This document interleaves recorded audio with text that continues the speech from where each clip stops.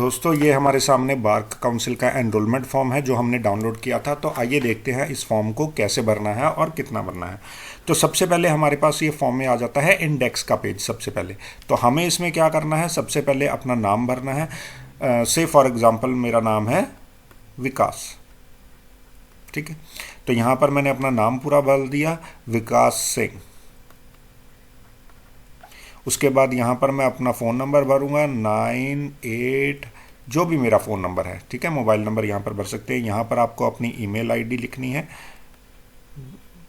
vikas@gmail.com। मैं सब एक एक हाइपोथेटिकल एग्जांपल ले रहा हूँ।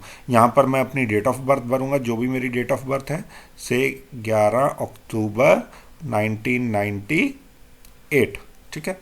तो यहाँ पर मैंने अपने सबसे पहले पर्टिकुलर्स भर दिए। उसके बाद मुझे क्या करना है दोस्तों, उसके बाद हमें देखें तो ये हमारे पास डिस्क्रिप्शन है कि यहाँ पर बात हो रही है कि कौन कौन से डॉक्यूमेंट्स हमने अटैच किए। तो ये जो पेज नंबर है ये हम सबसे आखिर में भरेंगे, सबसे पहले हम अपना पूरा फॉर्म भरेंगे। तो उसके बाद हम पेज नंबर देखकर ये सारे एनक्लोजर की डिटेल्स भरेंगे। हाँ, यहाँ पर आप ये एक चीज़ कर सकते हैं, जो आपकी 10+2 की जो परसेंटेज है, जितनी भी परसेंटेज है वो कैलकुलेट करके अपनी परसेंटेज यहाँ पर लिख सकते हैं। और यहाँ पर अपनी ग्रेजुएशन की जो डिग्री है उसकी कितनी परसेंटेज है, उसकी भी जितनी परसेंटेज है वो परसेंटेज कैलकुलेट करके यहाँ पर पहले ही लिख के रख सकते हैं। यहाँ पर डेट किस दिन की डालनी है, जिस दिन आप बार काउंसिल के ऑफिस में चंडीगढ़ में जाकर ये फॉर्म सबमिट करेंगे उस दिन की डेट डाल दीजिए। अगर आप कुछ दिन पहले अपने घर पे फॉर्म आपने भर के रख लिया है या घर पर भर रहे हैं तो आप उस दिन की भी डेट यहाँ पर डाल सकते हैं। जैसे कि आज अगर हम बात करें तो 4 अक्टूबर है, तो चाहे मैं ये फॉर्म जो है बार काउंसिल के दफ्तर में 25 अक्टूबर को जाके जमा करवाऊँ या 15 नवंबर को जाके जमा करवाऊँ, तो मैं यहाँ पर आज की डेट भी डाल सकता हूँ। बट प्रेफरेबली है कि आप जिस दिन बार काउंसिल के ऑफिस में जा रहे हैं उसी दिन आप ये डेट वहाँ पर जाके डाल दीजिए। यहाँ पर आपको अपने साइन कर देने हैं।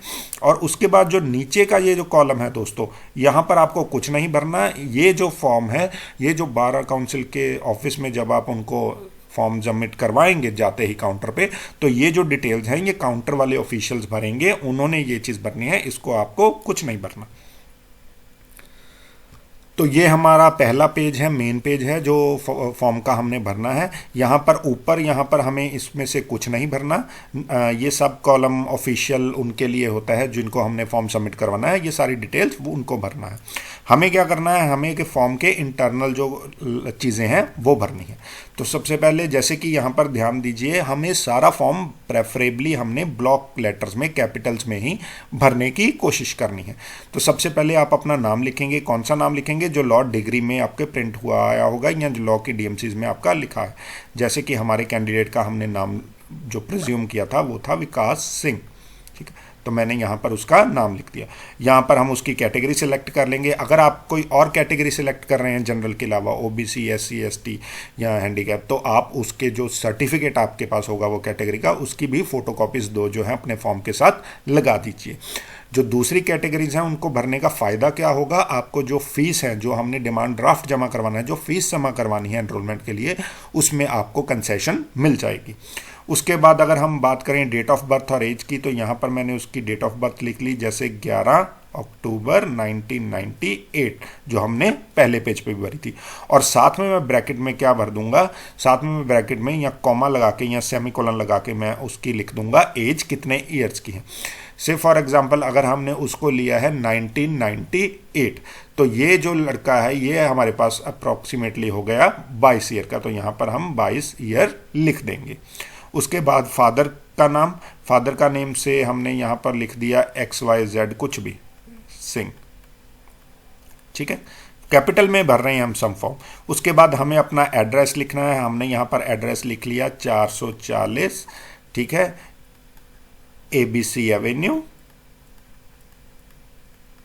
ठीक है, XYZ सिटी। उसके बाद आप अपने स्टेट का नाम भी लिख सकते हैं, पंजाब लिखना है तो पंजाब या हरियाणा, जो भी लिखोगे। उसके बाद हमें क्या करना है, हमें लिखना है उस यूनिवर्सिटी का नाम जहाँ से हमने लॉ की डिग्री जो है वो ली है, चाहे वो 3 ईयर हो चाहे 5 ईयर। तो जैसे कि अगर मैं लिखूँ पंजाब यूनिवर्सिटी चंडीगढ़, जहाँ से मैंने अपनी LLB की डिग्री प्राप्त की।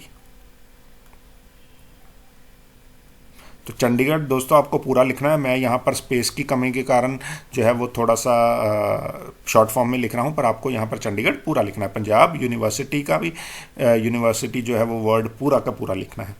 उसके बाद क्या कुछ किया? नहीं। प्रीवियस डिग्री जो 2 ईयर लॉ कोर्स किया कुछ, और एलएलबी करने से पहले नहीं।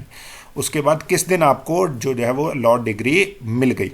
तो यहाँ पर दोस्तों आपको क्या करना है, जो आपकी अगर आपके पास ओरिजिनल एलएलबी की डिग्री आ चुकी है तो उस डिग्री पर जो डेट लिखी होगी किस दिन वो डिग्री अवार्ड की गई है, तो वो डिग्री लिखनी है। अगर आपने यूनिवर्सिटी से प्रोविजनल सर्टिफिकेट बनवाया है, रिजल्ट आने के बाद नॉर्मली क्या होता है, डिग्री बहुत लेट आती है, तो हम अगर पहले रजिस्ट्रेशन करवानी है तो हम प्रोविजनल सर्टिफिकेट यूनिवर्सिटी से इशू करवा सकते हैं अपने कॉलेज की अंडरटेकिंग लेकर। तो अगर आपने प्रोविजनल सर्टिफिकेट लिया है तो प्रोविजनल सर्टिफिकेट जिस डेट को इशू हुआ है उस डेट को लिखेंगे हम, और अगर आपके पास ओरिजिनल लॉ डिग्री है तो जो लॉ डिग्री पर डेट लिखी गई है वो डेट हम लिख देंगे। से फॉर एग्जांपल मुझे प्रोविजनल डिग्री इशूड हुई 5 अगस्त 2022 को, तो मैंने वो डेट लिख दी यहाँ पर। उसके बाद क्या, एप्लीकेंट ने 10+2 एग्जामिनेशन पास किया था 5 ईयर कोर्स। ये 8 नंबर जो है ये कॉलम सिर्फ 5 ईयर कोर्स वालों के लिए है जो +2 के बाद एलएलबी करते हैं। अगर आपने 3 ईयर कोर्स किया है तो आप इसको निल खाली छोड़ सकते हैं। उसके बाद whether the applicant was graduate before admission to law course, yes. क्या आपने ग्रेजुएशन करी थी एलएलबी में एडमिशन लेने से पहले? यस। तो उसके बाद हमें क्या देनी है, हमें पर्टिकुलर्स डिटेल देनी है ग्रेजुएशन के परसेंटेज और मार्क्स।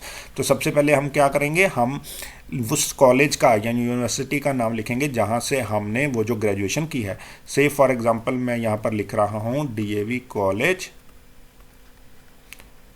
चंडीगढ़, जहाँ से मैंने अपनी ग्रेजुएशन पास करी। तो कितने नंबर ऑफ ईयर्स थे जो आपको स्टडी करना पड़ा? 3 ईयर्स। ग्रेजुएशन 3 ईयर्स की थी, 4 ईयर्स की थी, कौन सी थी?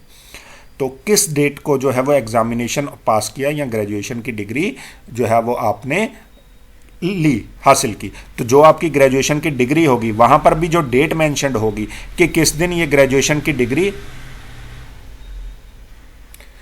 तो जो आपकी ग्रेजुएशन की डिग्री होगी, जो आपकी ओरिजिनल डिग्री होगी ग्रेजुएशन की आपके पास, उस पर डेट लिखी होगी किस दिन वो डिग्री अवार्ड की गई है। तो जिस दिन वो डिग्री अवार्ड किया है गया है वो उस अवार्ड करने की डेट है, और पासिस द एग्जामिनेशन क्या है, जिस दिन आपका रिजल्ट आया हो। तो ये दोनों अलग भी हो सकती हैं, सेम भी हो सकते हैं।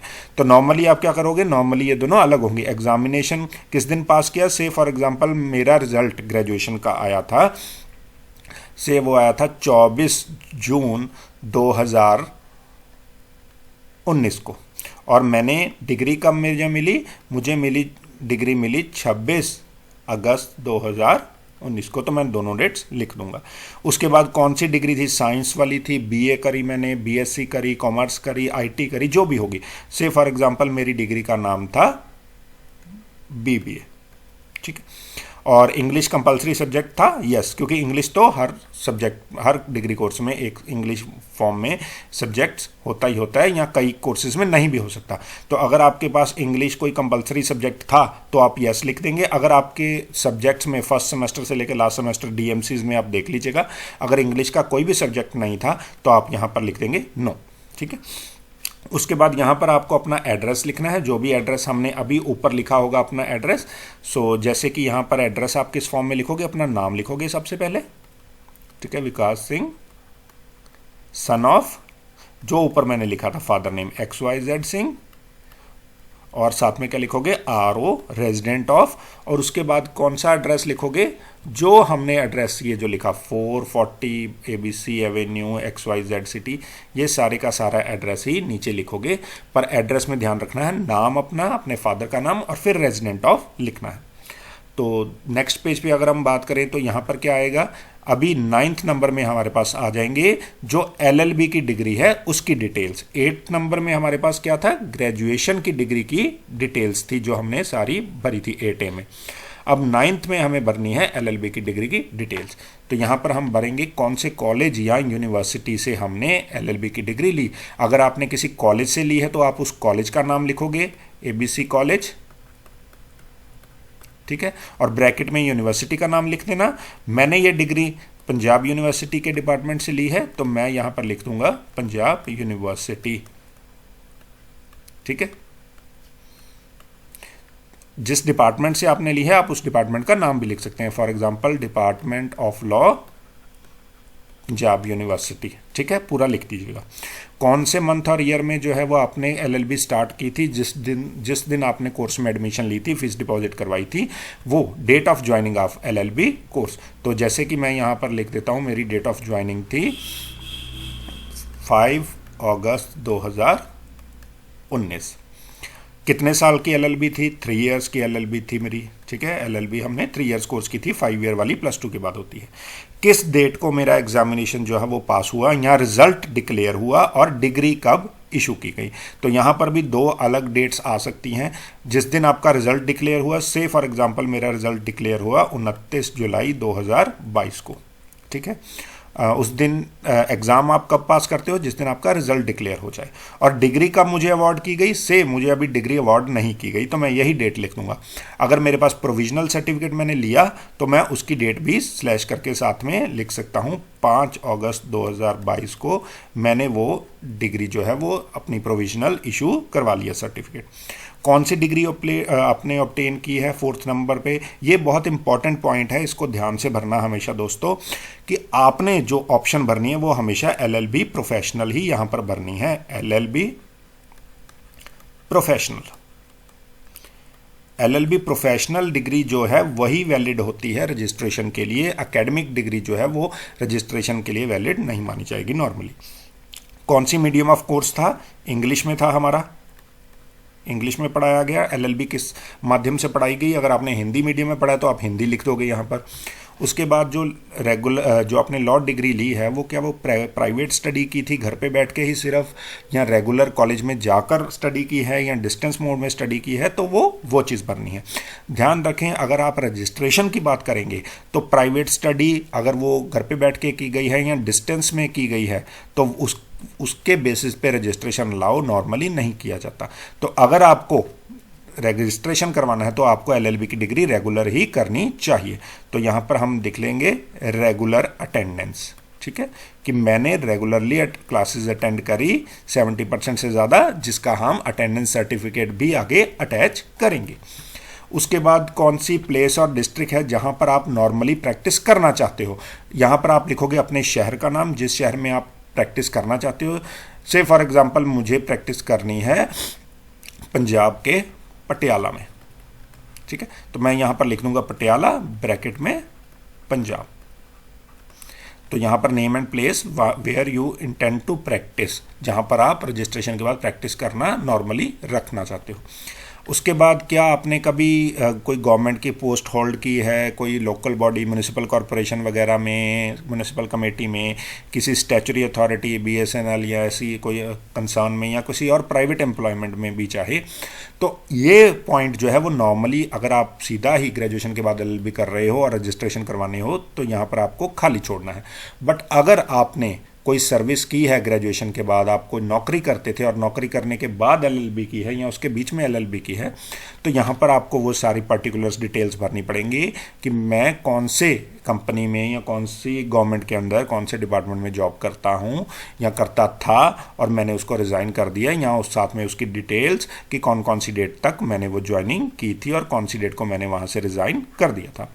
उसके बाद क्या आप कोई बिजनेस या प्रोफेशन में हो या आप करते हो, नील अगर आप नहीं कर रहे, अगर कर रहे हो तो उसकी आपको डिटेल्स मेंशन करनी पड़ेंगी और साथ में सपोर्टिंग कॉपीज़ जो अटेस्टेड कॉपीज़ है वो डॉक्यूमेंट्स की भी लगानी पड़ेंगी। अगर कोई पार्ट टाइम वगैरह जॉब कर रहे हो तो उसका भी मेंशन कर देना चाहे, और नॉर्मली ये जो यहाँ पर दोनों में रेगुलर जॉब्स को ही हम कंसीडर करते हैं। क्या आपको किसी क्रिमिनल कोर्ट ने किसी क्रिमिनल प्रोसीडिंग के अंदर आपको कॉन्विक्ट कर दिया है, आपको सज़ा हुई है? अगर हाँ तो वो, नहीं तो नॉट एप्लीकेबल या फिर खाली छोड़ दो। बेटर है नॉट एप्लीकेबल भर दो, क्योंकि वहाँ पर वो फिर आपको फॉर्म दोबारा करेक्ट करवाते हैं। तो यहाँ पर कोई आपके खिलाफ क्या क्रिमिनल प्रोसीडिंग अभी चल रही हैं जिसका फैसला नहीं आया, नॉट एप्लीकेबल। उसके बाद क्या आपको गवर्नमेंट की सर्विस से या किसी एम्प्लॉयर की सर्विस से कभी डिसमिस किया गया, रिटायर हो चुके हो आप, सस्पेंड हो चुके हो, तो जो तो अगर रिटायर होके उसके बाद उन्होंने एलएलबी किया तो वो यहाँ पर पर्टिकुलर्स भरेंगे, अदरवाइज हमने यहाँ पर भर देना है नॉट एप्लीकेबल।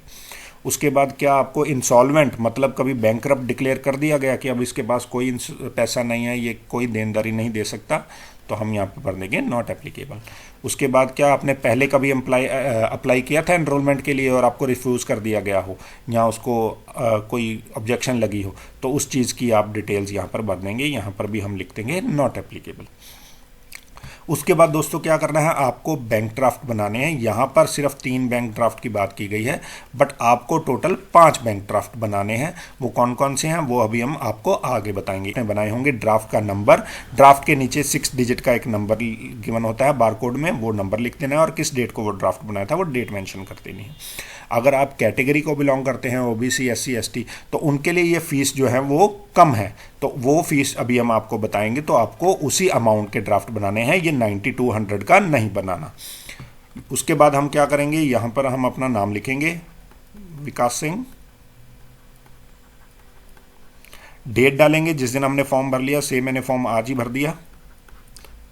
जमा हो सकता है मैं इसको डिपॉजिट अगले साल करवाऊँ, कभी भी अगले महीने करवाऊँ या 2 महीने बाद करवाऊँ, तो डेट आज की भी आप डाल सकते हो, कोई ऑब्जेक्शन नहीं। ये नीचे वाले कॉलम्स आपको नहीं भरने हैं, ये ऑफिस वालों का काम है कि जो आपके डिफरेंट ड्राफ्ट हैं वो किन किन कैटेगरीज में है। ठीक है, तो आपको टोटल यहाँ पर लिखा हुआ है 9200, 1200, 1000। एक आपको ड्राफ्ट और बनाना है 3000 का और एक ड्राफ्ट और बनाना है 2000 का। ये आपके 5 ड्राफ्ट हो गए। इन 5 ड्राफ्ट के अलावा आपको 500 रुपये का एक ड्राफ्ट बनाना पड़ेगा। यहाँ आप डिजिटल पेमेंट भी ऑनलाइन कर सकते हैं बार काउंसिल के ऑफिस में। वो किसके लिए, वो इस फॉर्म की फीस के रूप में। उसके बाद आ जाइए पेज नंबर पर। यहाँ पर आपको क्या करना है, यहाँ पर आपको अपना नाम फिल करना है बस। ठीक है, मैंने 21 साल की एज कंप्लीट कर ली है, मैं इंडिया का सिटीज़न हूँ, यहाँ पर नील। ठीक है, और मैं यहाँ पर हम डिक्लेयर कर रहे हैं बेसिकली इस डिक्लेरेशन में कि मैं किसी भी एम्प्लॉयमेंट में नहीं हूँ, मैं कोई नौकरी नहीं कर रहा फुल टाइम, चाहे सरकारी चाहे गैर सरकारी प्राइवेट, या पार्ट टाइम कोई एम्प्लॉयमेंट या सर्विस नहीं कर रहा। ध्यान रखिएगा, अगर आपको एज एन एडवोकेट रजिस्टर करना है तो आपके पास कोई भी एम्प्लॉयमेंट या सर्विस ऑलरेडी नहीं होनी चाहिए। यहाँ अगर है तो आप उससे रिज़ाइन कर चुके हो, क्योंकि एलएलबी करते करते बीसीआई रूल्स के अकॉर्डिंगली आप साथ में कोई भी बिजनेस, प्रोफेशन या फुल टाइम जॉब जो एम्प्लॉयमेंट है वो नहीं कर सकते। तो अगर आपके पास कोई है सर्विस या पार्ट टाइम एम्प्लॉय, उसकी आप डिटेल यहाँ पर बनेंगे। ठीक है, तो वो चीज़ मेंशन करेंगे। अगर नहीं है तो यहाँ पर नॉट एप्लीकेबल लिख सकते हैं। उसके बाद लॉ डिग्री आपने कहाँ से ली थी, यहाँ पे मैं लिख दूंगा department of laws, Punjab university. ठीक है, डिटेल में पूरी फुल कैपिटल में भरना है। अकेला पंजाब यूनिवर्सिटी भी लिख सकते हैं, और अगर कॉलेज उसके अंदर से कहीं से किया तो कॉलेज का नाम मेंशन कर दीजिएगा। और यहाँ पर भी अगेन पंजाब यूनिवर्सिटी, यहाँ पर आप डेट डाल दीजिए जिस दिन डेट को भर रहे हैं आप फॉर्म, और यहाँ पर साइन कर दीजिए। यहाँ पर हम बेसिकली सेकंड पार्ट में बात कर रहे हैं कि जो भी प्रोफेशनल एथिक्स हैं, जो कोड ऑफ कंडक्ट है लॉयर्स के लिए, कि कैसे उनको अपनी डिग्निटी मेंटेन करनी है, कोर्ट की डिग्निटी मेंटेन करनी है बार काउंसिल ऑफ इंडिया और बार काउंसिल के रूल्स के अकॉर्डिंगली पंजाब एंड हरियाणा के। तो मैं उन सब जो डिग्निटी जो रिक्वायर्ड हैं, जो एथिक्स मेरे से, जो मेरा कॉन्डक्ट रिक्वायर्ड है, मैं वो सारी चीज़ें अपहोल्ड करूँगा। तो यहाँ पर भी आपको सिर्फ अपना साइन करना है और डेट डाल देंगे। उसके बाद पेज नंबर 5 पे आ जाएं तो यहाँ पर कुछ नहीं भरना। यहाँ पर हमें डिटेल्स दी गई हैं कि फॉर्म के साथ साथ क्या चीज़ लगानी है। तो ये सारी चीज़ें जो अभी हमने पहले बात की है वीडियो में, वही, तो ये सारी चीज़ें जो अभी हमने पहले वीडियो में बात की है, वही सारी चीज़ों की यहाँ पर बात की गई है। जो बैंक ड्राफ्ट हैं वो आप पंजाब नेशनल बैंक या किसी भी nationalised bank, SBI, Canara bank, किसी भी और बैंक से बनवा सकते हैं। कैश ध्यान में रखिएगा, बार काउंसिल के ऑफिस में वो एक्सेप्ट नहीं करते। तो यहाँ तो आपको सारी पेमेंट डिजिटल करनी पड़ेगी वहाँ पर जाके, या आप वो पहले से ही बैंक ड्राफ्ट बना के रख सकते हैं। जो 500 की पेमेंट है, जो आपको मैंने बताया फॉर्म की पेमेंट करनी है, वो तो आपको वहाँ पर जाके डिजिटल ही करनी पड़ेगी। और जो बाकी 5 ड्राफ्ट हैं 9200 का, 1200 का, 1000 का, 3000 का और 2000 का, इनके आप ड्राफ्ट बनवा के पहले से ही रख सकते हैं किसी भी नेशनलाइज्ड बैंक से।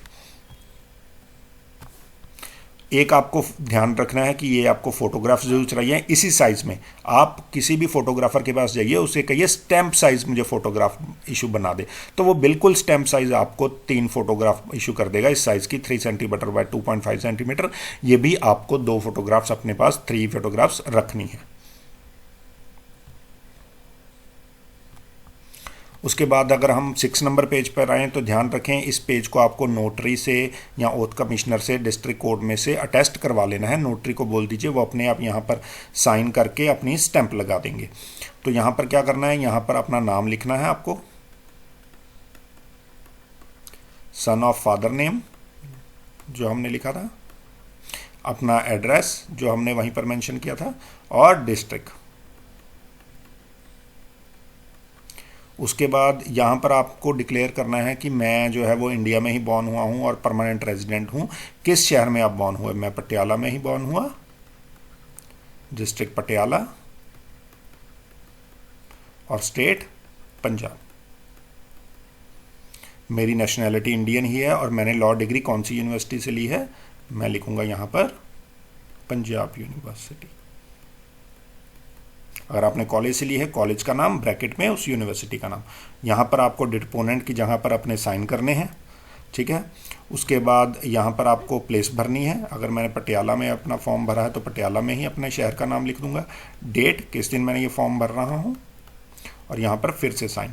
नोटरी जो है वो अपने आप यहाँ पर खाली जगह पर अपने साइन और स्टैंप लगा देंगे, टेस्ट कर देंगे, ये उनका काम है, उनको पता होता है। आपको बस ये ध्यान रखना है, ये 6 नंबर पेज पर आपको नोटरी से अटेस्ट करवाना है अपना फॉर्म।